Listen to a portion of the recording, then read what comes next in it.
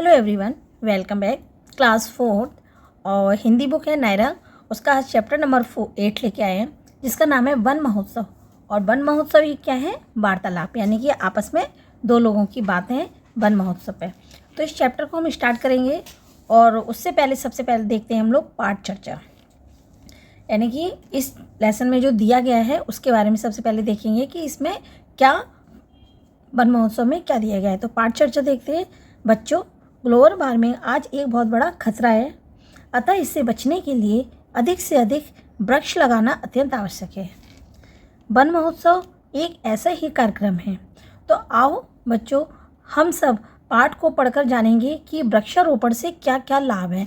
वृक्षारोपण का मतलब है वृक्ष को लगाना, पेड़ पौधों को लगाना ही क्या होता है। वृक्षारोपण से हम मतलब क्या क्या लाभ है। तो वृक्षारोपण से क्या क्या लाभ है इस चैप्टर में हम लोग पढ़ेंगे वन महोत्सव में। और इसी के साथ हम चैप्टर स्टार्ट करते हैं। अब चैप्टर को आगे बढ़ाते हैं। आज प्रणव के विद्यालय में वन महोत्सव पर जो कुछ भी हुआ वह घर आने पर अपने पिताजी को बताते हैं। तो वन महोत्सव एक जो वार्तालाप है वो किस में है? एक पापा में और उसके बच्चे में। तो उसका बच्चे का नाम है प्रवल। तो जो उसके विद्यालय में वन महोत्सव कार्यक्रम हुआ उसके बारे में वह घर आकर अपने पापा को बताता है कि उसके स्कूल में क्या क्या वन महोत्सव पे क्या क्या काम हुआ। तो चलिए स्टार्ट करते हैं। जैसे प्रणव क्या बोलता है, पिताजी आज हमारे विद्यालय में वन महोत्सव कार्यक्रम मनाया गया। हमारे क्षेत्र के शिक्षा अधिकारी विद्यालय में मुख्य अतिथि बनकर आए थे। उन्होंने विद्यालय के प्रवेश द्वार पर आम का एक वृक्ष लगाया और इसके बाद कार्यालय के बाहर हमारे प्रधानाचार्य जी ने अमरूद का एक वृक्ष लगाया।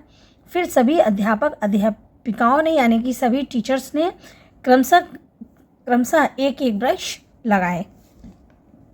आगे अब पिताजी कहते हैं यह तो बड़ा अच्छा काम हुआ तुम्हारे विद्यालय में, पर बेटा क्या तुम समझते हो कि इससे क्या लाभ होगा? प्रणव कहते हैं, हाँ पिताजी, इससे चारों ओर हरियाली दिखाई देगी।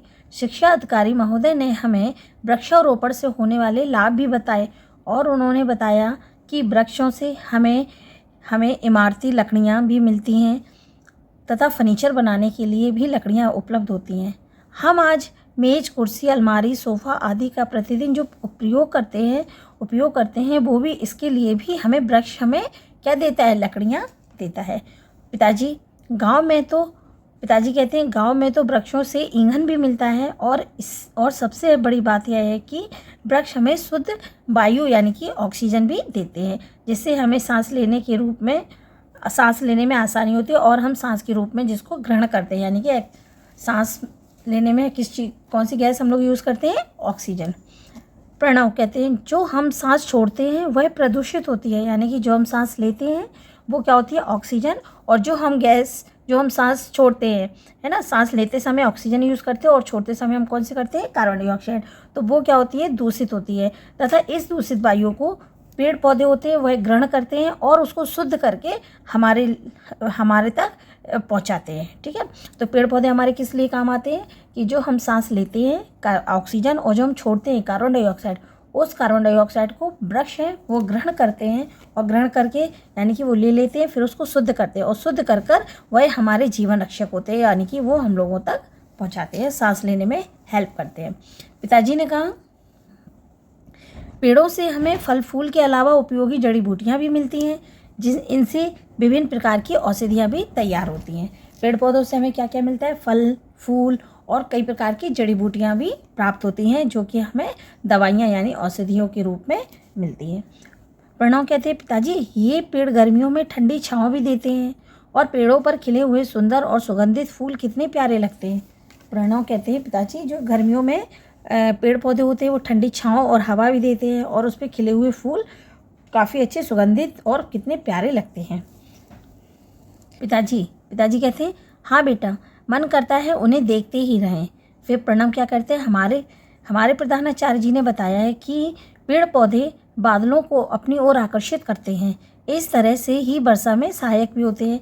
प्रणव ने क्या कहा कि हमारे प्रधानाचार्य जी ने बताया कि पेड़ पौधे हैं वो बादल को अपनी तरफ आकर्षित करते हैं, जिसके कारण वर्षा में वो सहायक होते हैं। पिताजी क्या कह रहे हैं, सिर्फ इतना ही नहीं, वृक्ष बाढ़ को रोकने में भी सहायक होते हैं। प्रणव कहता है यह कैसे हो सकता है पिताजी? कि जो वृक्ष वर्षा करने में सहायक होते हैं और वो ही बाढ़ को रोकने में भी सहायक हो सकते हैं। तब पिताजी ने कहा कि पेड़ की जड़ें पानी को सोखती हैं। क्या कहा? पेड़ की जड़ें किसको सोखती हैं? पानी को सोखती हैं और पानी के बहाव की गति और उसका वेग को कम कर सकती हैं, कम कर देती हैं। वृक्ष भूमि पर स्थित मिट्टी को बनाए रखते हैं तथा यह मिट्टी वर्षा के पानी को शीघ्रता से सोख लेती है, जिससे कि बाढ़ आने को पर नियंत्रण रखती है। ओके।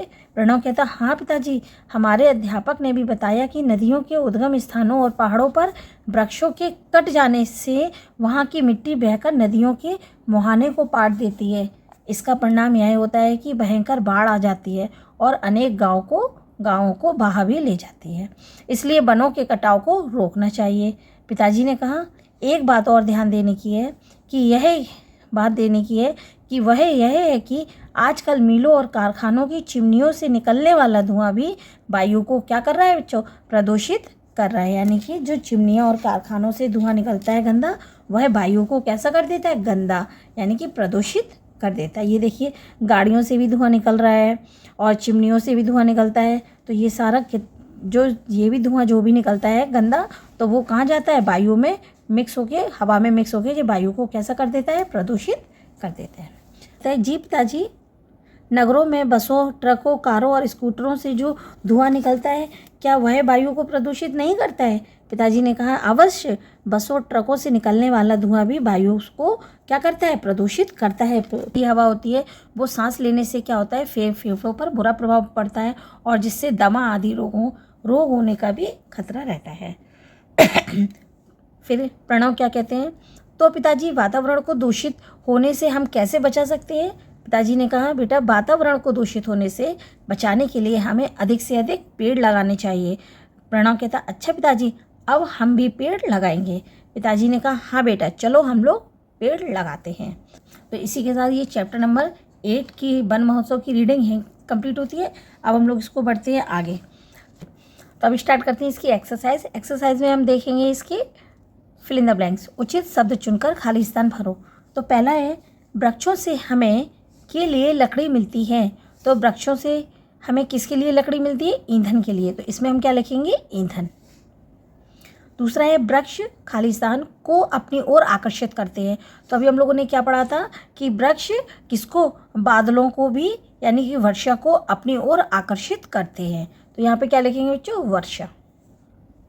नेक्स्ट है गा नंबर, मिलों और कारखानों की चिमनियों से निकलने वाला धुआं क्या फैलाता है? प्रदूषण। क्या फैलाता है? प्रदूषण। बस, ट्रकों से निकलने वाला भी वायु को प्रदूषित करता है क्या होता है? बस और ट्रकों से निकलने वाला क्या? धुआं। तो धुआं भी वायु को प्रदूषित करता है। नेक्स्ट एंड लास्ट है कि दूषित वायु में सांस लेने से पर बुरा प्रभाव पड़ता है। किस पर बुरा प्रभाव पड़ता है? फेफड़ों पर। तो यहाँ पे क्या लिखेंगे हम लोग? फेफड़ों पर बुरा प्रभाव पड़ता है। ओके, चलिए आगे देखते हैं। हम नेक्स्ट एक्सरसाइज का नेक्स्ट क्वेश्चन देखेंगे। सही मेल करें, यानी कि इसको हम क्या करेंगे? सही मिलान करेंगे। किसका? वृक्ष लगाने की प्रक्रिया। तो वृक्ष लगता है बेटा, तो वृक्ष लगाने की प्रक्रिया को हम लोग क्या कहते हैं? वृक्षारोपण। तो वृक्ष को हम इससे मिला देंगे। उत्पन्न होने का स्थान, जब कोई चीज़ उत्पन्न होती है तो उसको क्या कहते हैं? उद्गम। नदी का मुंह, जो नदी का मुंह होता है उसको कहते हैं मुहाना। जलाने वाली वस्तु क्या होती है? जिससे वस्तुएं जलाई जाती हैं, उससे क्या कहते हैं हम लोग? ईंधन। और शुद्ध वायु को क्या कहते हैं? ऑक्सीजन। तो शुद्ध वायु को ऑक्सीजन से मैच करेंगे, जलाने वाली वस्तुओं को ईंधन से, नदी के मुंह को मुहाना, और उत्पन्न होने का स्थान होता है उद्गम, और वृक्ष लगाने की प्रक्रिया को क्या बोलते हैं? वृक्षारोपण। ओके, चलिए, तो इसी के साथ एक्सरसाइज के साथ आज का चैप्टर वन महोत्सव भी हम लोग कंप्लीट किया, और इसको यहीं रोकते हैं। वीडियो को भी मिलते हैं नेक्स्ट वीडियो में नए चैप्टर के साथ। तब तक के लिए बाय, टेक केयर।